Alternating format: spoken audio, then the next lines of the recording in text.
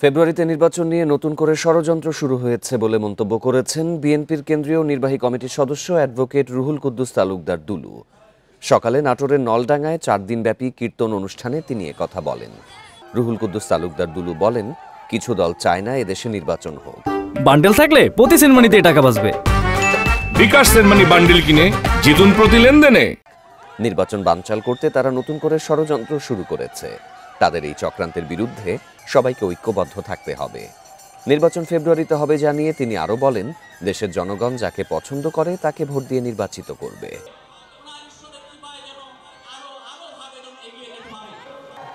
এই ভোটকে কেন্দ্র করে আবার নতুন করে চক্রান্ত শুরু করেছেন। আমরা চাই ভোট, আমাদের নেতা তারেক রহমানের সঙ্গে প্রধান উপদেষ্টার মিটিং হয়েছে, সরকার প্রধানের মিটিং হয়েছে লন্ডনে। উনি বলে এসেছেন, ঘোষণা দিয়েছেন আগামী রোজার আগে ফেব্রুয়ারি মাসে বাংলাদেশের জাতীয় সংসদ নির্বাচন হবে।